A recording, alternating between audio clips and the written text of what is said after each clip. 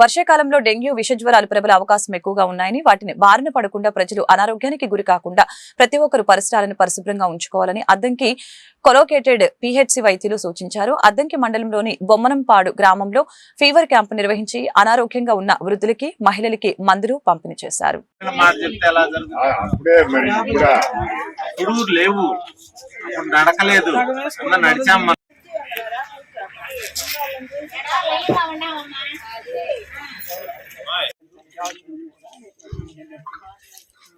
ఏమన్నా వాడుతున్నారా బలానికి మాత్రలు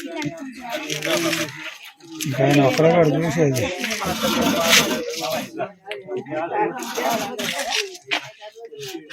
ఎముకలు కండరాలు బలానికి రోజు మధ్యాహ్నం అన్నం తిన్నాక వేసుకోవాలి. రోజు మార్చి రోజు వేసుకోవాలి. ఫస్ట్ ఒక 10 రోజులు వాడాక మార్పు ఉంటుంది. నీళ్ళు ఎక్కువ తాగండి. డెంగ్యూ దోమలు ఎలా వస్తాయంటే, ఇప్పుడు వర్షం పడుతుంది కదమ్మా, ఇక్కడ ఒక్క నిమిషం వర్షం పడుతుంది కదా, వర్షం నీళ్ళల్లో అందరికీ ఉపయోగపడేది. మీ బీట వాళ్ళకి ఎలాగో చెప్తారు కాబట్టి జ్వరాలు విరేచనాలతో కూడి జ్వరం అనేది జ్వరం ఒక్కటే ఉండదు. అన్నిసార్లు జ్వరము ఒళ్ళు నొప్పులతో కలిసి ఉండొచ్చు. జ్వరంతో పాటుగా డయేరియా మోషన్స్ ఇవి కలిసి రావచ్చు. ఎక్కువగా దోమలు వీటి ద్వారా వ్యాప్తి చెందేది ఒకటి. మన ఇంటి చుట్టూ ఏదైనా నీటి నిల్వలు ఉన్నా కూడా ఇలా వచ్చే జ్వరాలు కొన్ని ఉన్నాయి. దోమ కాటు వల్ల వచ్చేటివి డెంగ్యూ కానీ, ఇప్పుడు మలేరియా, చికెన్ గున్యా ఇట్లాంటివి. ఇవి ఒక రకమైన జ్వరాలు. ఫుడ్ పాయిజనింగ్ ఇట్లా ఆహారం ద్వారా ఏదైనా వచ్చి టైఫాయిడ్ జ్వరం వచ్చింది అంటారు. ఇది మనం ఆహారం తీసుకున్నప్పుడు ఆహారంలో ఏదైనా కల్తీ జరగడం, అంటే అది వండుకునే నీరు అవ్వచ్చు, మనం తాగే నీరు అవ్వచ్చు, బయట ఎక్కడైనా బండ్ల ద్వారా ఆహారం తీసుకున్న పానీపూరి ఇట్లాంటి ఆహారాల ద్వారా ఫుడ్ పాయిజనింగ్ జరిగి వచ్చే జ్వరం కూడా ఉంది.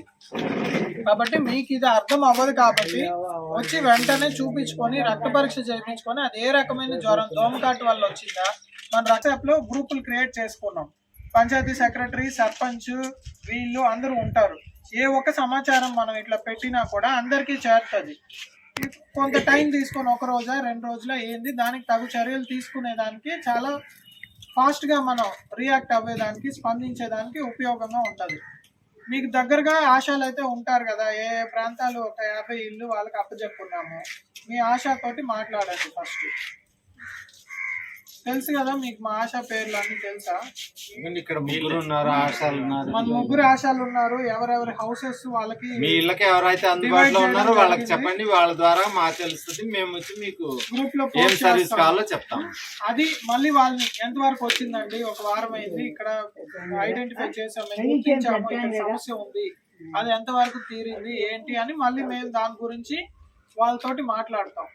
అందరూ కలిసి పంచాయతీ రాజ్ కానీ, శానిటేషన్ కానీ, పంచాయతీ సెక్రటరీలు, మా హెల్త్ డిపార్ట్మెంట్, ఏఎన్ఎంస్, డాక్టర్స్ అందరూ ఇలాగ ఒక చోట మీట్ అవ్వడము, ఒకరితో ఒకరు చర్చించుకోవడం. ఇప్పుడు గ్రామ సభలు జరుగుతూ ఉన్నాయి. అట్లాగే ఎప్పుడు వీలైనా కూడా రొటీన్ గా మనం 104 చేయడము, మందులు ఇవ్వడమే కాకుండా వెనకాల ఇట్లా వాటర్ పెట్టాడు, తాగామయ్యే పోతున్నాయి రోగాలు ఇట్లాగా.